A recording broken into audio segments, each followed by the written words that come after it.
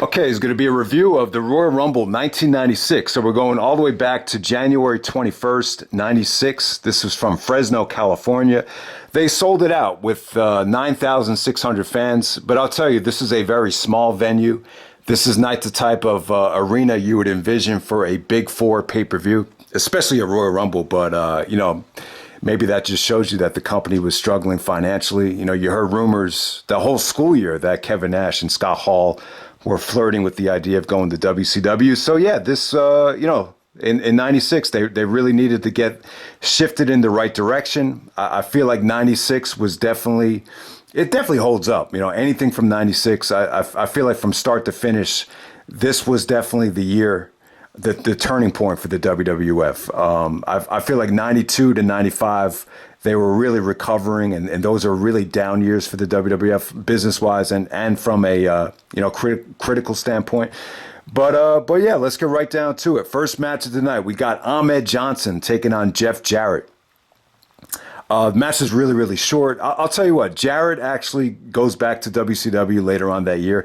It just seemed like he had his ups and downs with Vince and Eric Bischoff. But I do feel like the Jarrett that returned at the end of 97, I feel like that version of Jeff Jarrett definitely could have been champion within the brand extension era. But, this version of Jeff Jarrett, probably a lot of work still needed to be done, from an all-around standpoint. He's just pretty much just playing a chicken shit heel, running away from Ahmed Johnson the whole match here. Ahmed looked great. He was jacked up. He was sweating the whole match. The fans really got behind him. He just brought a breath of fresh air in terms of power and speed here. I thought he looked good. Some of the complaints about Ahmed was that he's a little bit reckless. Ring psychology, really wasn't a great in-ring worker in terms of, making everything make sense. But yeah, I thought he was good here, man. There was some crash and burn stuff from him. But yeah, Jarrett's basically running from him the whole match and knows he can't beat him. So he takes out a guitar, causes the disqualification, and then, that's pretty much how it ended. But I thought it was pretty entertaining action from start to finish. Didn't overstay its welcome. Really not a dull moment. But the Ahmed Johnson was going to be a huge player as 96 goes on, as he became the IC champion by the end of that school year. So move on to the WWF Tag Team Championship match. We got the Smoking Guns taking on the Bodydonnas of Skip and Zip, featuring Sunny. So, Sunny was a huge part of the pay-per-view. She actually opened up the pay-per-view in a bubble bath. So you could definitely tell the WWF at the time is starting to transition to more sexuality with the women, with Sunny, Sable, and Marlena over the whole year of 1996. But, this is a huge match for Sunny. As the year goes on, you could definitely tell that Sunny just didn't want to be associated with any tag team that wasn't the champions here. So this definitely planted the seeds of Sunny jumping ship and jumping on the Smoking Guns bandwagon. Here, the Smoking Guns go over, but she still remains with the Bodydonnas. But you could definitely tell Sunny was great. Her personality was great. She really had her hands all over this match. The camera was really attracted to her. You had all these shots of the cameraman trying to go up her skirt, which I'm sure everybody loved. But yeah, she did a great job of kind of baiting Billy Gunn in at certain points here. So she was great. But yeah, the match this has got to be one of the better tag team matches of 96. The division was kind of lacking, I think, when you get to SummerSlam. But at this point, the Smoking Guns as baby faces was definitely more fitting for them. I thought Billy Gunn and Bart Gunn were definitely able to showcase how talented they were here. They were able to get more offense in as baby faces. And then the Bodydonnas looked really athletic too. This was a lot of fun. I thought this was good stuff while it lasted. Sunny was really engaging, and you could just definitely tell she was going to be a major player, month after month. And, she really was the highlight of the tag division. Just which way was Sunny going to go in terms of, who she was going to manage and who she was going to turn on. So yeah, it was great stuff there. But you almost forget that the Smoking Guns actually came into the year as the champions. All right, so next up we got Goldust with Marlena. So you finally see Terry Runnels making her debut here. I think this is her WWF debut. Vince was actually saying, and who is this attractive woman that Goldust is with here? And taking on Razor Ramon for the Intercontinental Championship. So Scott Hall, Razor Ramon is the IC champion at this point. And yeah, this is kind of Razor on the way out here. I don't believe this was his last match, but at the time, according to Meltzer, according to the dirt sheets, Bruce Pritchard, some of these whatever podcasts you can find on YouTube, at this time, Razor was not happy with the money he was making, with the schedule. Vince never really gave Razor that full main event push, even though he asked, what do I have to do to get it? Obviously he went with Shawn Michaels over Razor Ramon in both years in a row. So I think that had a lot to do with it. And, apparently Razor wasn't happy with this storyline as well. So Goldust, there was a lot of like misconceptions about, the Goldust character at first. I think a lot of people thought he was gay. There was actually a gay dust sign in the crowd. But the Goldust character was, very manipulative. He was another one of these gimmicks from 1996 that loved to play mind games, as we saw as the year went on with Mick Foley as the Mankind character. But yeah, but this was great for Goldust, though. This kind of gave him more of a cool factor. I feel like Goldust is one of the most underrated thing about 96. I feel like a lot of times when Goldust comes out, you hear the music. That's like one entrance that just takes you in the heart of 1996. And, incorporating Marlena, this really, attractive woman with, big tits and really nice body. She really gave Goldust like what he needed, that layer of protection where you might start thinking, oh, maybe Goldust is bisexual, or, maybe this whole act of Goldust is just him fucking around and playing mind games with his opponent. And that's exactly what it was.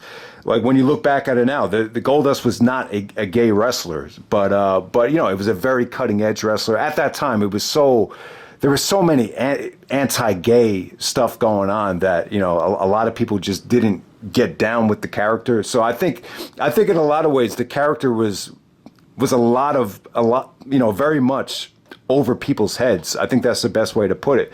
And, Razor Ramon was kind of like his Latin lover. Like he wrote him a love letter, and so you have that whole thing going on here. So it's they kind of took that Madonna thing. Madonna had a reputation of going after these Latino men for like one night stands. So they kind of took that and kind of used it in the Goldust storyline here. Yeah, it definitely made sense. But apparently Razor really wasn't crazy about the angle. I thought the match was good. The match was good. Marlena was definitely like that extra layer of protection that Goldust was able to use in his matches.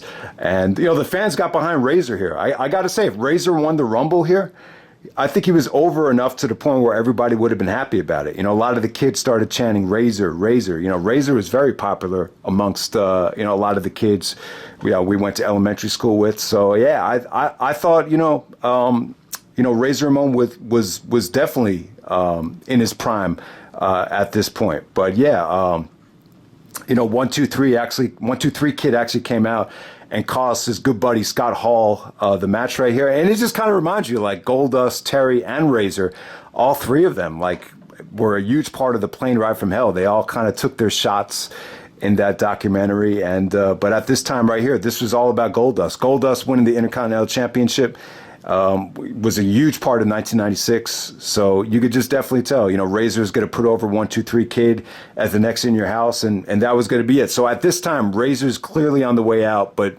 it seemed to me like Vince was still doing whatever he could to keep Diesel a part of the Royal Rumble. All right, so next up we got the Royal Rumble match. So this is Shawn Michaels' second consecutive Royal Rumble.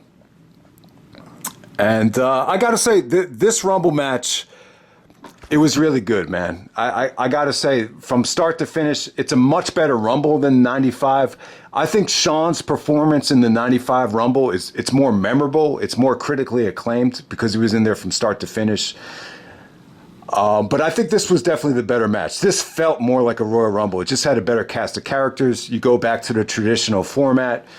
And, it's almost about a whole hour. So, yeah, the thing is, when I look back to 95, I just wanted to make this point.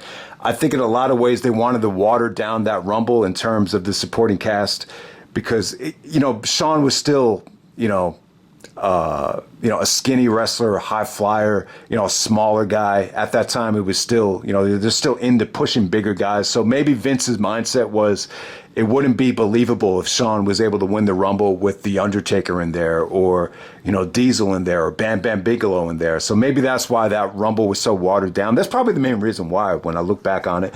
But yeah, let's get right down to it. We got the Royal Rumble 1996. So Triple H, Hunter Hearst Helmsley, lasts 48 minutes and starts this thing out at number one. It's just Triple H was just kind of doing his best Ric Flair and Shawn Michaels impersonation. I thought he looked good. He was in good shape. But at the time, he still had a long way to go. And with this Rumble in particular, you could just see a lot of the gimmicks, like Tatanka, like Mabel, like what's the Godfather at the time? His name is Kama. Even Yokozuna. A lot of the stuff that just didn't work during the unsuccessful years, we're kind of transitioning away from them. So that really stood out there. Jerry Lawler was a huge part in this match. He actually hid under the ring for the bulk of the match, but they kind of planted the seeds for the Jerry Lawler Jake Roberts feud with Jerry running away from the Snake. Yoko was in the match for a long ass time, but you could just tell Yoko was really putting on a little bit too much weight, particularly at this time. Vader had an awesome showing here. I thought Vader was great. For the amount of time that he was in there. They brought in these two guys, the squat teamers. They just looked huge. I feel like I saw these guys in Ring of Honor at one point, maybe like in a bunkhouse match or something like that. But yeah, there's these two twins. They're both like 400 pounds. And, Vader just annihilated the crap out of him. Then they brought these guys into the match, certain guys that were able to go toe-to-toe with Vader. Vader was really stiff in this match, without a doubt. So yeah, this is the last time you saw Tatanka. I believe the last time you even saw Hakushi. When Diesel came out, though, got a huge ovation. Kevin Nash cut some really, really good promos on the show. You could just tell this was a combination of, comedy Kevin Nash mixed in there with, the serious heel version of Diesel. So yeah, from a multi-dimensional character standpoint, Diesel, this is, I would say this is probably the highlight of Diesel's career, just this whole show. So yeah, he got a great reaction when he came out. So this Rumble marks the debut of Stone Cold Steve Austin in the Royal Rumble as the ringmaster. So all right, so when Austin came out, he's wearing green tights because he's in the $1 million corporation, and he has white boots. You don't see any knee braces on him. He's kind of got like a blonde buzz cut. So he said that he was really inspired by Bruce Willis in Pulp Fiction, getting a buzz cut. So, but still, I got to say, Austin's look, his overall presentation, we still have a long ass way to go. But Austin was pretty funny. He was actually mocking Shawn Michaels and mocking Diesel with some of the, the mannerisms that they do. And it kind of got, comedic reactions. So I thought that was pretty funny. So Austin actually gets eliminated by the guy that ran him over a couple of years later, by Rikishi Fatu. So that's how Austin actually ended up getting eliminated. But I'll tell you though, Austin and Michaels actually went at it a little bit. Austin actually gave Michaels a really nasty clothesline, and Shawn actually bumped really nice for it. So you could just tell the Austin and Michaels chemistry would be awesome down the road. Isaac Yankem, DDS.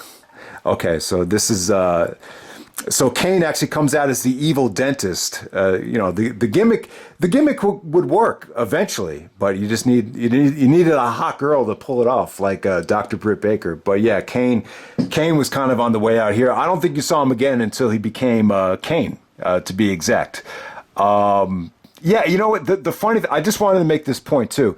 So there was a Japanese wrestler named Tako Omori. So I believe he was actually from All Japan. And then there was a guy from, I guess Barry Horowitz was in this thing. There was another guy, Doug Gilbert. So Eddie Gilbert's son, I believe.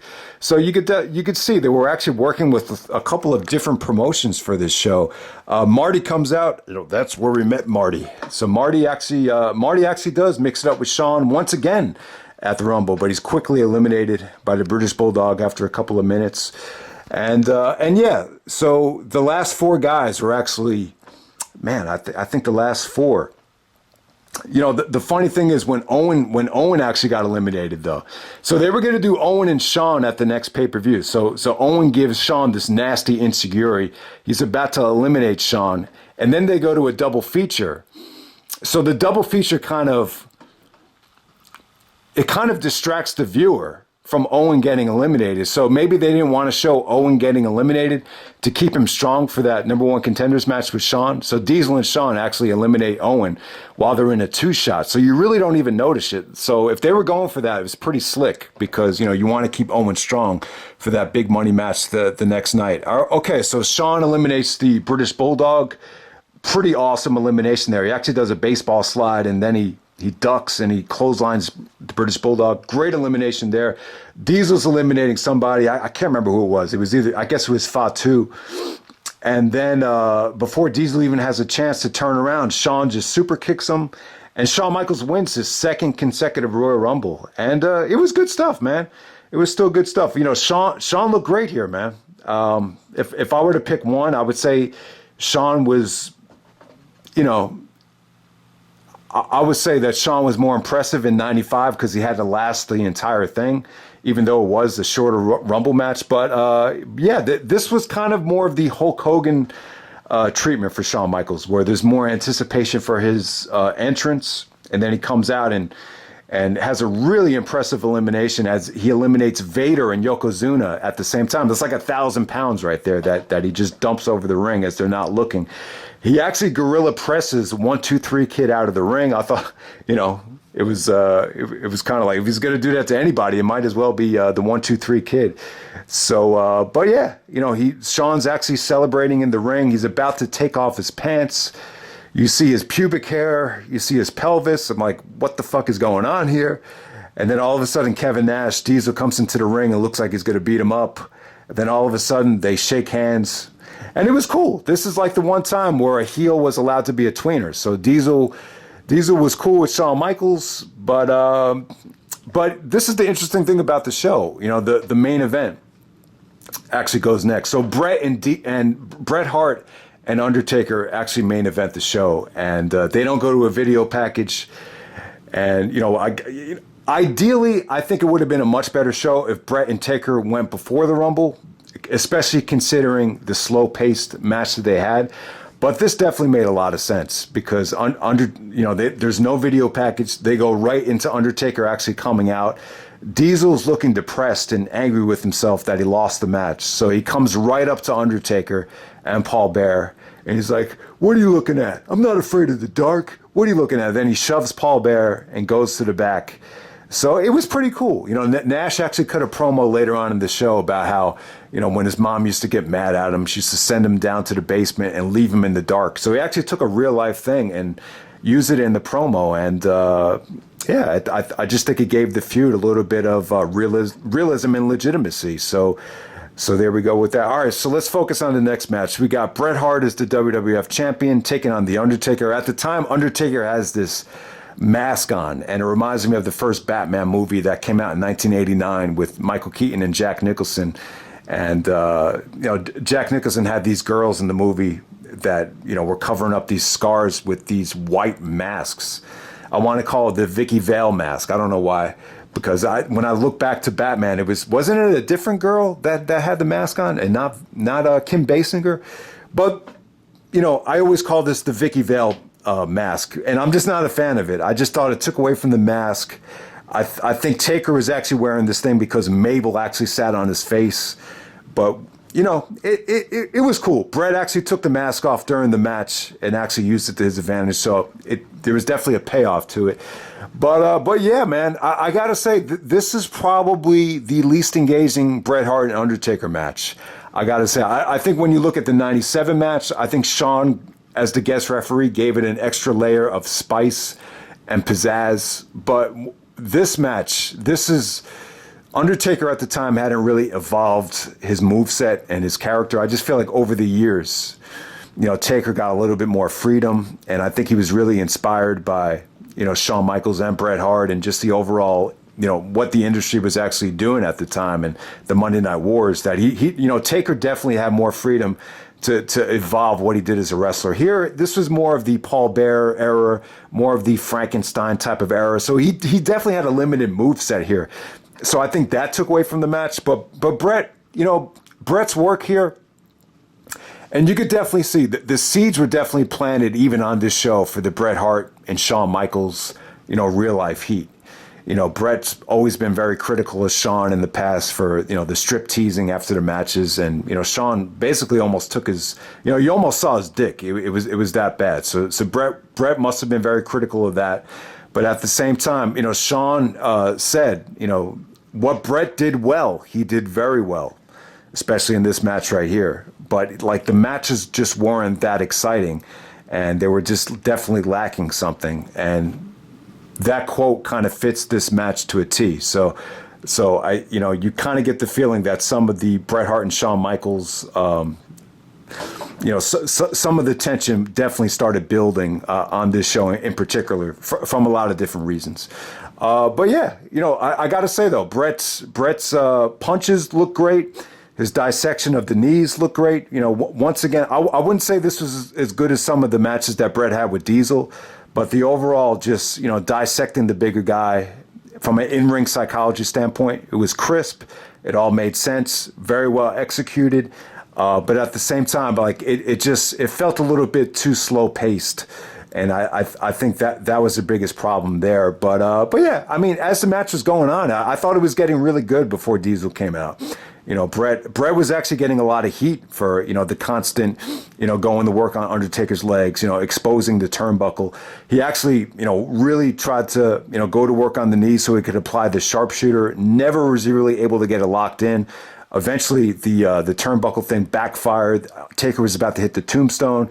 Then right before the referee counted 3, Kevin Nash comes out and, interferes, and the pinfall ends up being a disqualification. And that's pretty much how it ends right there with, Bret Hart defending the title by disqualification. Taker gets the win, but he doesn't get the belt. So this sets up, a match between Bret Hart and Diesel in a cage at the next In Your House pay-per-view, where Taker would actually come from underneath the ring and screw Diesel. But at the time, the road to WrestleMania looked pretty engaging. You almost felt like at this time they're really building up Diesel versus Shawn and Diesel versus The Undertaker. So it looked like it could have went either way at that particular time.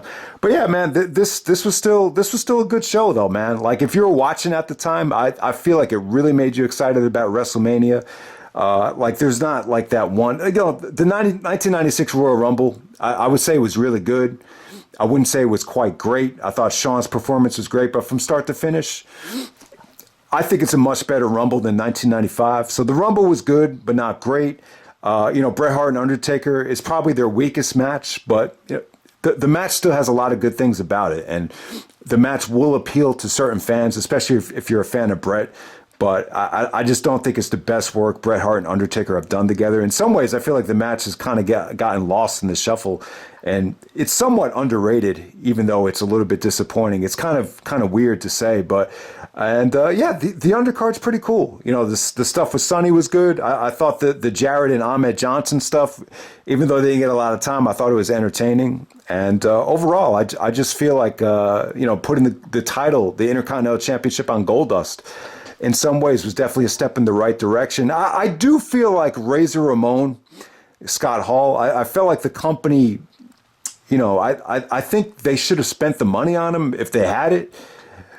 I think he definitely deserved, to stay with the company. But at the same time, I kind of feel like him leaving, I think he was, see, the Razor's weird because I feel like he was good, but, maybe not quite good enough to be WWF champion. So that kind of makes him kind of hard to book. So maybe in a way, him leaving the company really opened the door up for someone like a Stone Cold Steve Austin. So maybe that's a good way to look at that. But yeah, man, that's Royal Rumble 1996. I actually liked it. I think it's a good show. Not great, but it was definitely the kind of show you could really build on. I think that's probably the best way to put it. So hope you guys enjoy the video, and I'm out. All right.